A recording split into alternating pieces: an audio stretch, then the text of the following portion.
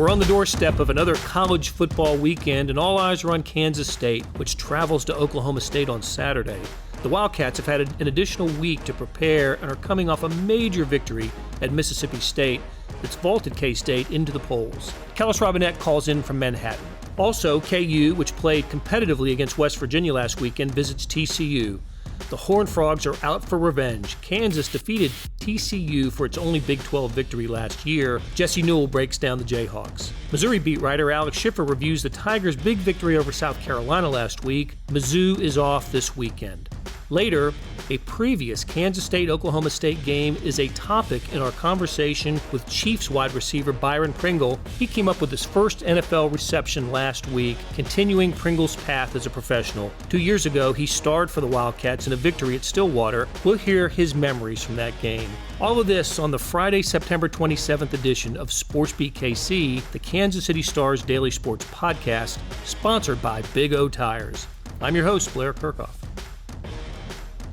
Kellis Robinett covers Kansas State for the Kansas City Star and Wichita Eagle. And Kellis, it occurs to me that we have not talked since you returned from Stark Vegas, Mississippi, where you watched the Wildcats defeat Mississippi State in a game that I think the outcome, we thought it was possible, but I didn't pick it.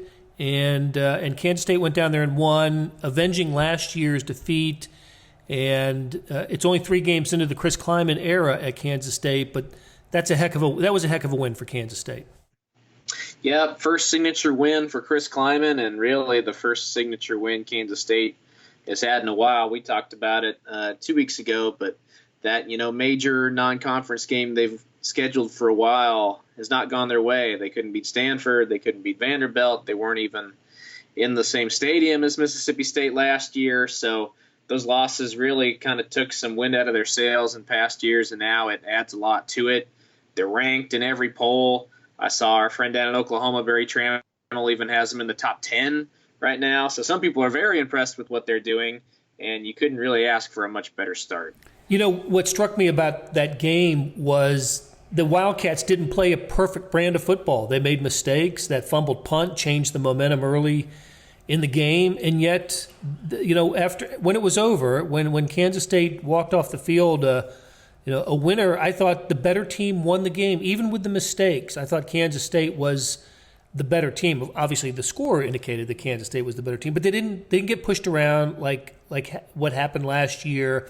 And I just thought that Chris Klieman's game plan and approach was on point and did the job. And it doesn't that open some eyes? Maybe you mentioned the respect that Kansas State's getting nationally, but maybe winning over some skeptics who just weren't sure what the Wildcats were going to be like in Klieman's first year. Yeah, definitely. I think the pendulum maybe in some ways has actually swung a little bit too far the other way. I've seen Kansas State fans that they're not ranked even higher than they are after a 3-0 start. So some people now are really banging the drum for this being a true Big 12 title contender. I guess we'll find out if that's the case pretty quickly here with the game at Oklahoma State. But yeah, there's really, obviously you can complain a little bit about what they did because they didn't play perfect against Mississippi State. There were, for any of us who dealt with Bill Snyder and watched him over the years, there were a lot of things that would have driven him crazy and mistakes that really wouldn't have flown over the past decade. But you really got to hand it to coach and the players for just being super positive. And, it's kind of interesting to see their approach to those things. In the past, one big mistake really kind of derailed the whole thing. But now it's like, hey, you know what? You were trying to make a play. You made a mistake. That's okay. Just make it up to me on the next series. And that's what they went out there and did. I thought they were probably going to lose as the fourth quarter began, but then the very next play, they get a 100-yard kickoff return, make some defensive plays, get a touchdown to take the lead. They got stronger in the fourth quarter, so props to them. Yeah, I was going to say that the fumbled punt return that led to Mississippi State's first score was offset by a kickoff return for a touchdown. So you're right. I think that's a good point, that they didn't get down when they made mistakes. They didn't play tight. They still seemed loose. They kind of stuck with the game plan. And hats off to Kansas State. As you mentioned, the It doesn't get easier. We talked about it a couple weeks ago, how you go from Mississippi State to an open week to a game at Oklahoma State, and even though the Cowboys are coming off a loss at Texas, they've been solid this year. I didn't expect them to win at Texas, but played them tough, and that was the Cowboys' first loss this season. I know that you have written a story that has appeared in both the Kansas City and Wichita, at least on the websites. I don't know at the papers yet, but the last time that Kansas State went to Stillwater, it was quite the game for quarterback Skylar Thompson and new Kansas City Chief wide receiver Byron Pringle. What do you remember about the last visit for the Wildcats at Stillwater? Well, really those two things. Kansas State entered the game, I believe, as a 21-point underdog, so nobody gave them much of a chance at all. But then they figured out some creative ways to fool Oklahoma State's defense. They sent Byron Pringle out on 2 post routes, and for whatever reason, Oklahoma State's deep safety was completely convinced they were going short and came up, so he was completely open for some easy touchdowns. And then they had a really nicely designed play where Pringle ran underneath another receiver and came wide open for another touchdown. So, I mean, they really had Oklahoma State on their heels, and Kansas State ended up only winning 45-40, but they really had to kind of let Oklahoma State back in the game in the fourth quarter for that score to be that way. They were up, I want to say by like 21 or 24 at times in that game. So you don't see it very often that a team's a 3-touchdown underdog and then goes on the road and wins handily. But that's what they did that time, and they actually followed that up and beat Oklahoma State here last year when I don't think a lot of people gave them a chance in that game. So I think that bodes well for this team going on the road to a place where they've won before against an opponent they've got a winning streak against. I guess this year, though, everybody is giving them a chance in the game, and they're ranked. And, it's kind of weird. They still are the underdog, but Kansas State probably has the target on their back in this game. So a lot of new dynamics to it for sure. It seems with Oklahoma State to be typical of a Mike Gundy team. He has always preached balance, and you look at their stats. They rush for 270 a game and they throw for 263. Well, and you add it up, that's a pretty healthy amount, 533, 534 total yards per game. I wasn't sure about Oklahoma State coming into the season because I wasn't sure about the quarterback, and it turns out that the freshman Spencer Sanders is just tearing it up, really. I mean, he's completing 65% and 7 touchdowns, 3 picks. And as always, they have playmakers at running back and wide receiver. I mean, you pick the year for Oklahoma State, and you'll find the 1,000-yard rusher, the 1,000-yard receiver, and the all-conference candidate quarterback. They seem to do that as well as any team since the old Cowboys of Aikman, Emmitt Smith, and Michael Irvin. So it seems to me that it's a really good matchup for the Wildcats. They win this game, they go down to Stillwater and win, then maybe time to recalibrate a little bit how we thought this season might unfold for the Wildcats? Yeah, if they win this game, which, obviously no guarantee, but if they win this, then all of a sudden you're really probably picking them to start 6-0 and host Oklahoma undefeated when they come here for Game 7, because their next 2 are at home against Baylor and TCU. Those aren't gimmies either, but if you can start out the year with wins at Mississippi State and at Oklahoma State, it's going to be hard to convince anybody they can't just win those next 2 games. So that would be obviously a dream start for the Wildcats if it happens. And you definitely have to recalibrate and start to wonder, well, maybe their ceiling is quite a bit higher than we thought. And that's what's at stake here. I mean, if they win, that kind of thing is at stake. If they lose, then maybe start to wonder about those next 2, and the optimism falls down a little bit. But yeah, we've seen what Chris Klieman can do against some other teams outside of the conference, and now it's time to see what he can do against the Big 12. By the time this airs, Kellis, Kansas State will have had its first basketball media day, and I'm just going to assume I haven't seen where Kansas State has been projected in the Big 12, but after a couple of years in the NCAA tournament, sharing the Big 12 championship last year with Texas Tech, I've got to think that no matter what the losses are, and they're significant for K-State, but no matter what the losses are, the program is to the point where the expectation is NCAA tournament every year.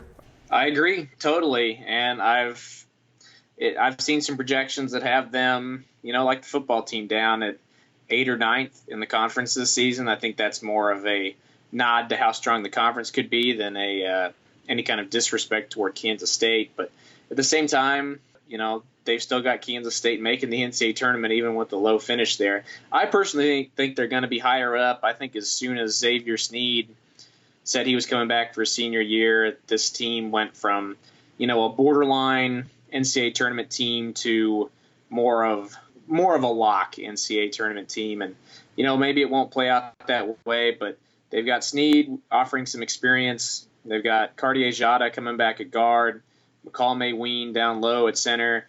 And then everybody just loves their new freshman, DeJuan Gordon. I personally think he could be the best player Bruce Weber has recruited at Kansas State. We'll see how long it takes him to reach that kind of potential, or if he ever does. But I think it's there. I think he'll be a true impact freshman, maybe the first one we've seen since Marcus Foster. So I have high hopes for this team. The schedule's maybe a little bit harder than it has been in the past, and dealing with that might not be so easy. But I'm optimistic. Yeah, like you said, I think they've raised the bar, and I think they'll hit it again this year. Okay, so it's September, and they're off the bubble, according to Kellis Robinett. Kellis, it's great talking to you. We will catch up soon to talk football and basketball about the Wildcats, and appreciate you joining us. Yeah, sure thing, Blair. Let's hear from Jesse Newell, who covers Kansas. We're here with Jesse Newell, who covers the Kansas Jayhawks for the Kansas City Star and Wichita Eagle. He covered the KU loss to West Virginia last week. And Jesse, a KU football loss, not a big story. It's happened many times in the last decade. I've been there many times, Blair. You've seen a lot of them. Yes. But this one came maybe with a little disappointment, a little sense of anticipation, with West Virginia coming to town. Looked like before the season, we thought maybe it was a winnable game. And then, of course, what Kansas did the previous week at Boston College. What was the sense of the game in the aftermath? Yeah, I think two things can be happening at the same time here, Blair, because you can sort of gauge this season. We all know, bottom line is people are going to look at the win-loss record. So that's one thing. And so this was one of the most winnable games for Kansas. And the Jayhawks didn't win it. They lost 29-24. They're at home against West Virginia, probably another team that's going to end up at the bottom of the Big 12. So there's a disappointment there.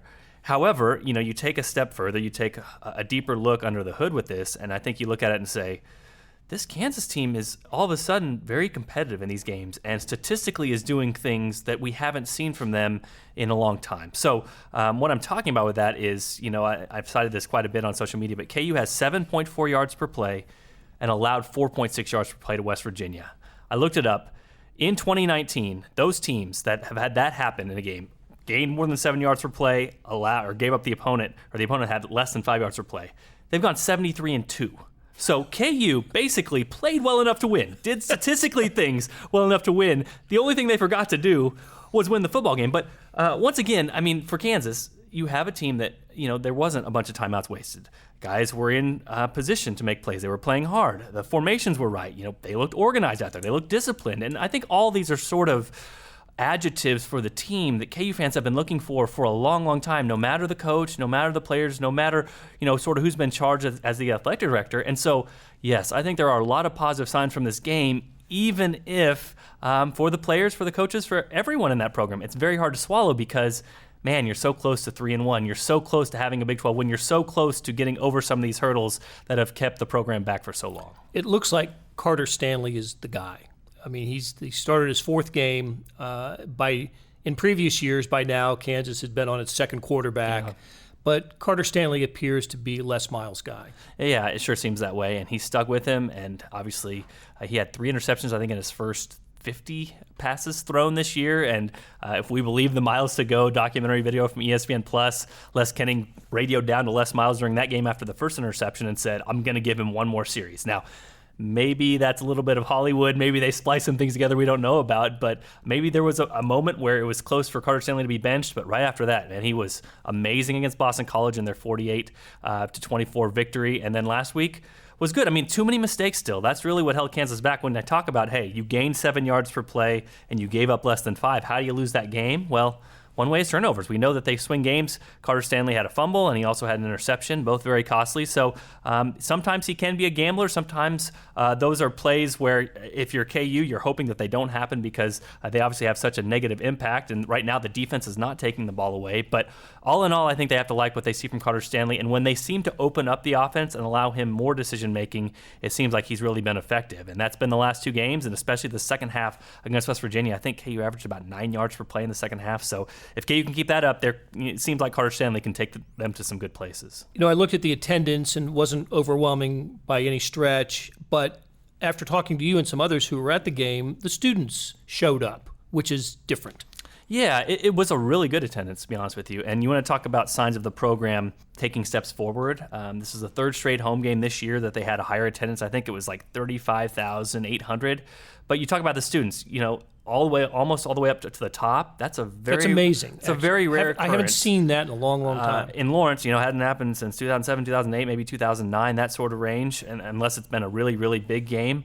Not only that, because they have the alcohol sales in stadium now and they're not allowing people to leave at halftime, those people are staying in the stadium, which is a big change from a year ago and previous years where you'd come out, even if Kansas was winning, they'd come out to a half-empty stadium, which it has to be dejecting when you're coming out to that. And then not only that, I wrote about this in my game story, but fans in the southwest corner of the stands gave KU's players a standing ovation as they went to the locker room, even after a loss. So again, you have fans that are engaged in the game, you have fans that are seeing progress, you have fans that are seeing a competitive product and guys playing hard and being pleased enough with that to show their appreciation even after KU loses a football game. So I think, again, it's not a win, and it wasn't a win. And I know that KU's coaches and players are very disappointed in that, but take a step back. If you take a deep breath, this to me indicates that some of these games in the Big 12 we thought were not going to be competitive, they might be competitive. Kansas goes to TCU Saturday, and the Horned Frogs find themselves in the most unusual of positions.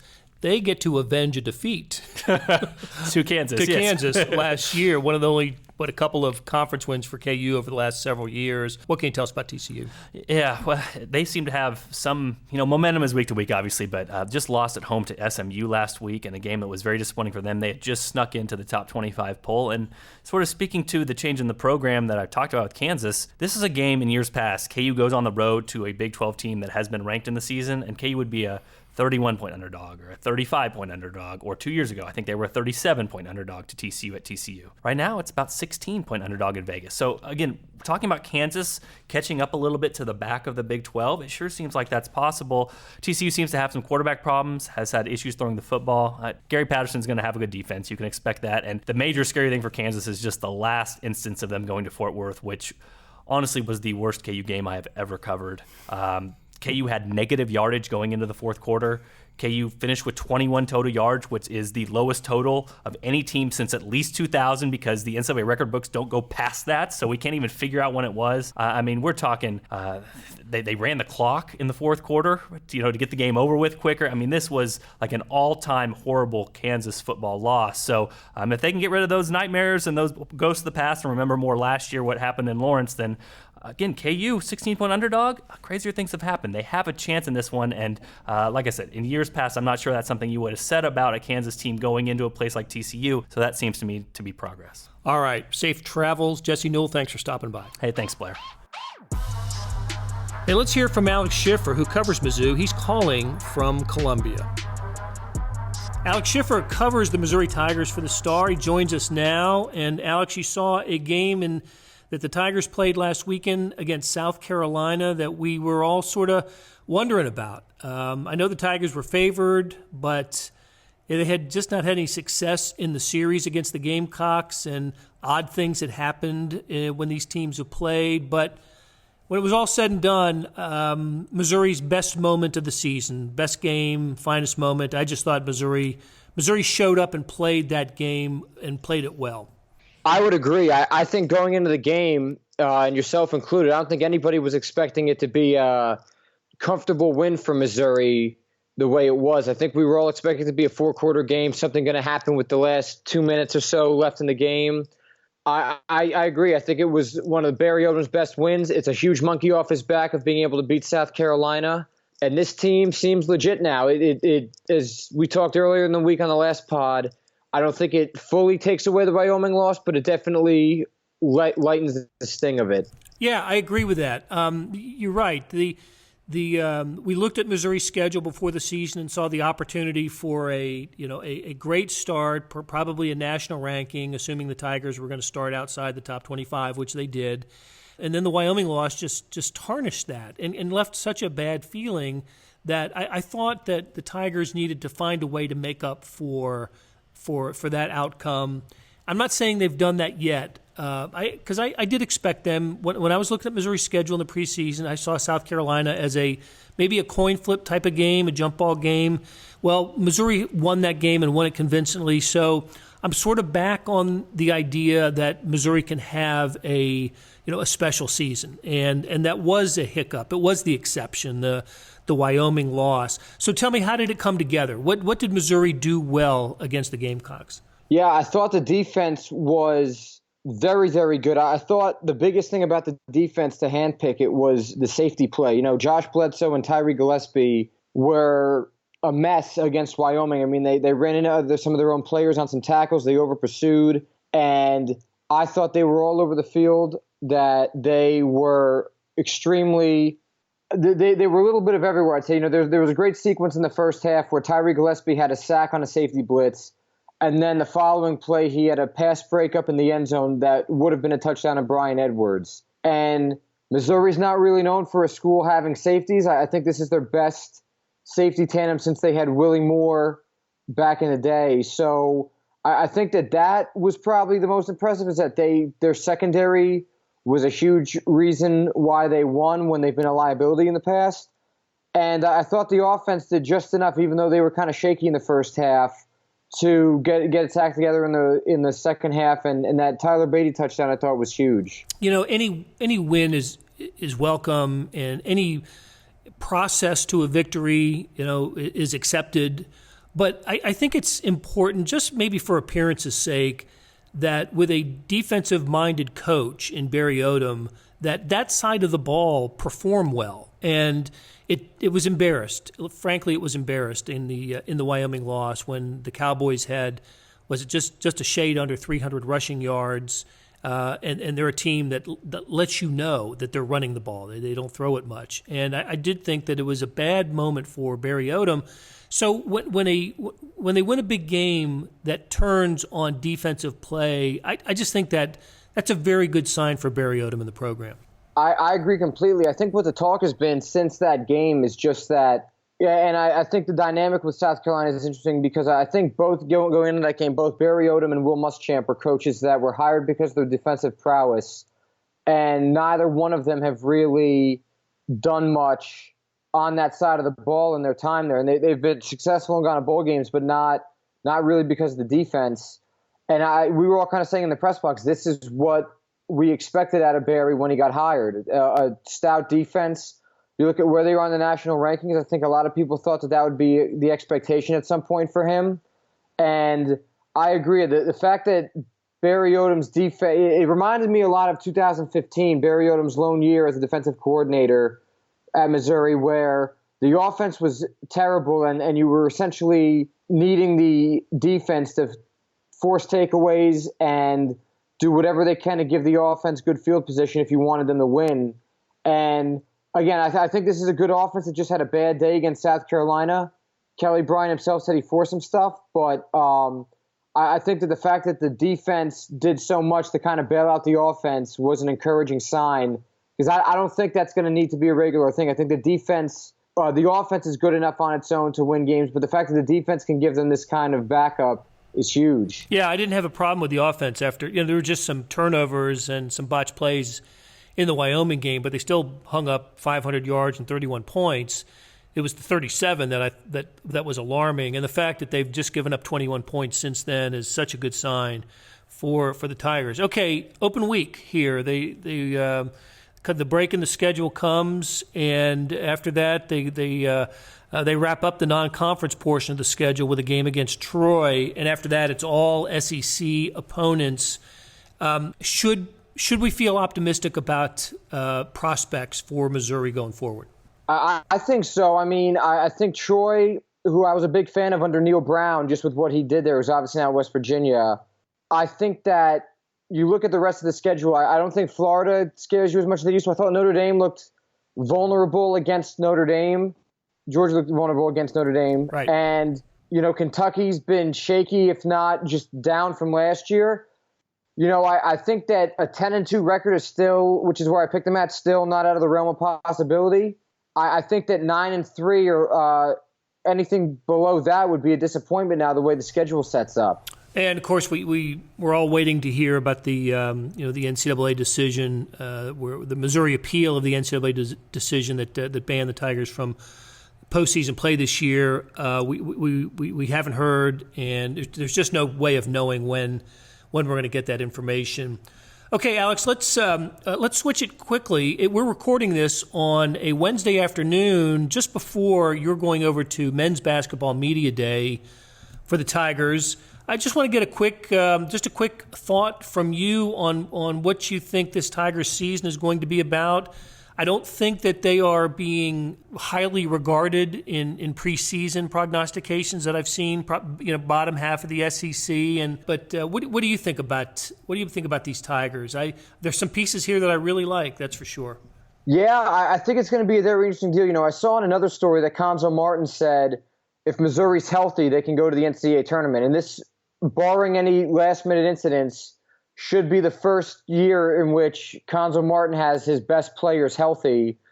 Obviously, the Porter brothers have been injured his first 2 years here, and I think that that's an interesting thing for him to say, because that's something he's saying. That's not something we, the media, are saying, that if we're healthy, we're going dancing. So if they're healthy and they don't go dancing, that's going to be an interesting conversation at the end of the year. But I think that they're a very interesting team that has a lot of interchangeable parts. They have guys that can play the four that maybe not have been there in years past, in Trey Jackson and Kobe Brown, two freshmen that they're very high on.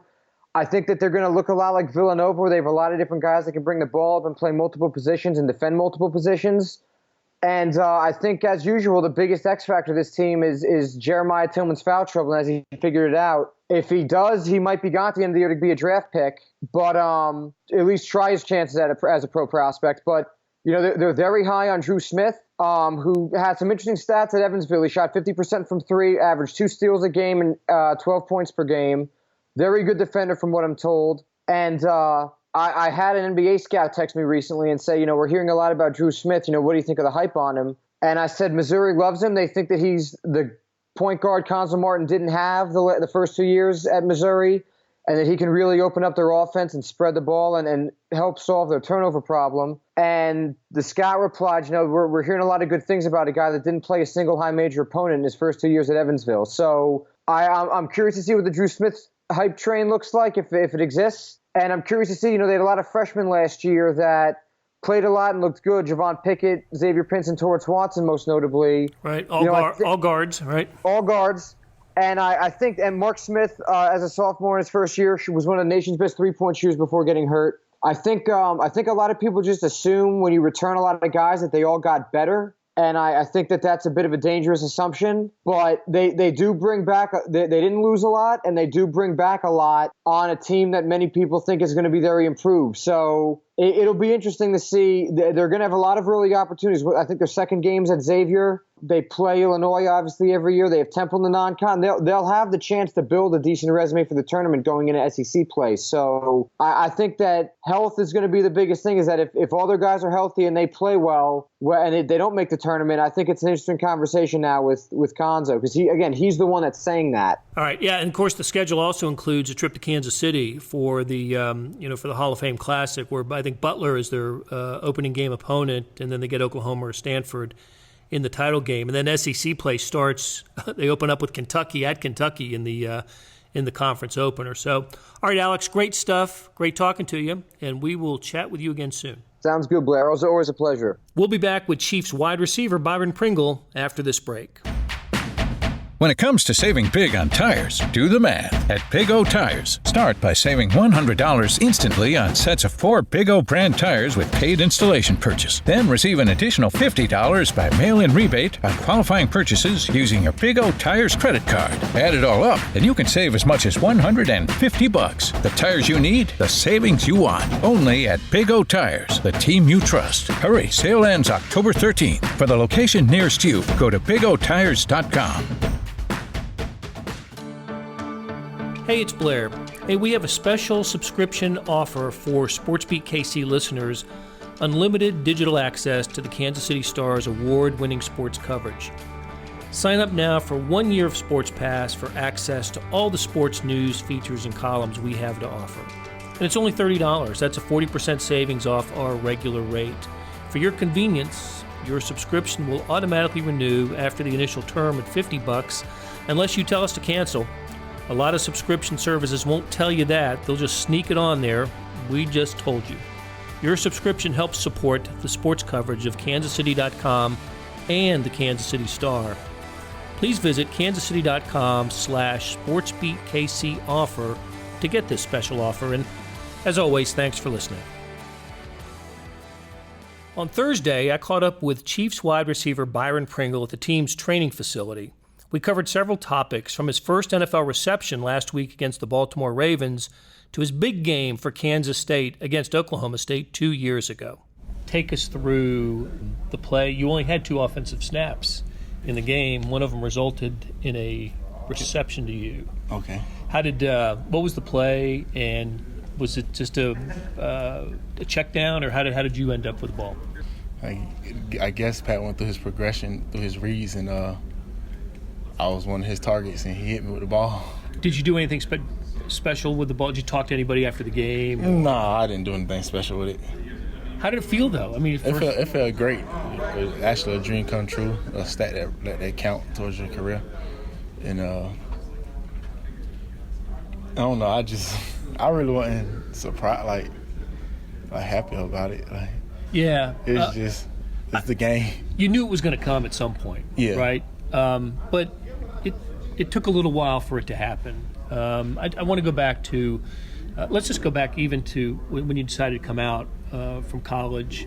You have this great preseason, and you're having a great game in that 4th preseason game. And I looked at the replay the other day, and I don't know if it was contact but when you came up with the hamstring injury, that had to just be devastating to you. Yeah, it was. It was just a thing that you have to overcome and keep working. You know where you want to be, you know where you want to go. So when minor stuff like that happen, you got to keep your head up and keep a smile on your face and keep doing everything the organization tell you to do. The trainers, the coaches, and just being a great teammate like throughout the process of you being on IR. And for you, that started, I imagine, maybe the night of or the day after that injury. Yes, sir. What did the team tell you about what they wanted to do and how they wanted you to still be part of things? They had just told me I had to come in for treatment, and I ended up finding out that I had to have surgery on my hernia, and that they was placing me on IR. So I didn't really know too much about the IR process.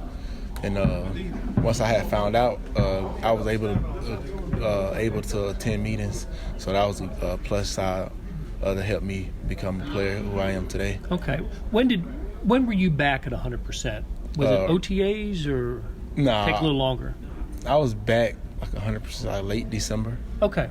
Early January. So you were ready to go into OTAs with yeah. with every intention of yes, being here.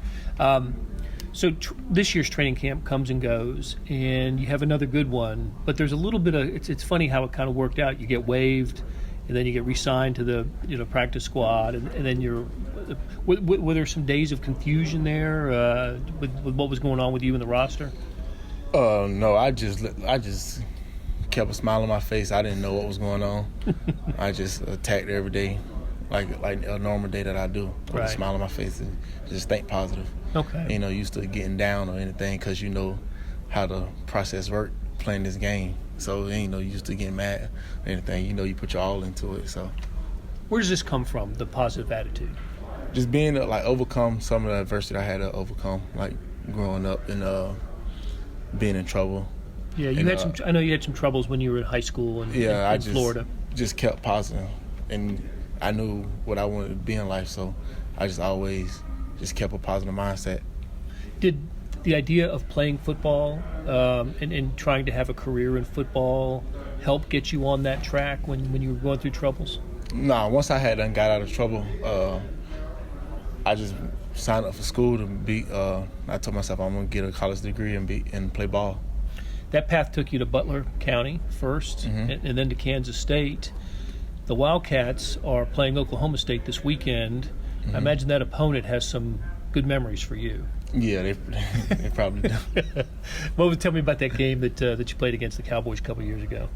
It was one of my best college career games. We knew going into that game somebody was gonna have a breakout game, and I didn't know if it was gonna be me or not. But we knew it was gonna be a receiver, and it so happened to be me. And I just took advantage of the opportunity when the ball came my way. I think wasn't there a return also in that game for you? Yes, sir. Yeah, ended up 4 touchdowns. I think you were a Big 12 Player of the Week that week as well. Yes, sir. Did that game have anything to do with your decision to try the pro path next year, or had you already? I already was thinking that if I make it, I make it. If I didn't, I didn't. Okay. I graduated and I got 2 kids I had to go and raise, so right. I wasn't finna stay in Kansas. Okay, but you didn't get drafted. Signed as an undrafted free agent. Was there a little bit of now I got to go out and prove myself? No, I just knew it was gonna come down to that. I wasn't thinking I'm gonna be a high draft pick or drafted anyways because of my background. Okay, and how about the fact that this is where you ended up with this offensive-minded organization with a quarterback who is at the top of his game? Is this as good a place as you could have ended up? Yeah, this is the best place I could have ended up. Yeah, people that that's working. Like they didn't come here to like socialize and say, "Oh, I'm in the NFL." They come to work every day with a positive mindset. Even the guys around them come with a positive mindset. They attack work every day and beat the opponent every weekend. What's it like being in this offense? It's a great opportunity. Great place to be because you have Coach Reed, Coach EB, and my position coach Greg Lewis. They all installing plays to get the playmakers the ball and put up the light up the scoreboard. And I imagine just about every team you've ever been on, you've been the fastest guy on the team. It's tough to be that guy here, isn't it? Yes, it is tough. We got a lot of fast guys on our team, especially in our receiving room. It's fun to watch. All right, Byron, thank you so much. I appreciate you. Links to the stories we discuss can be found in the show notes and on kansascity.com. Thanks to the hardworking Kathy Liu and Leah Becerra for putting together today's and every day's show. If you're listening to us on Apple Podcasts, please rate and review SportsBeat KC. It helps, and we'd like to give a shout out to Eddie Shakes and KC Chiefs 4 for their recent positive reviews. SportsBeat KC will return next week. We'll be wrapping up the Chiefs-Lions game. We'll have much more throughout the week talking sports in Kansas City.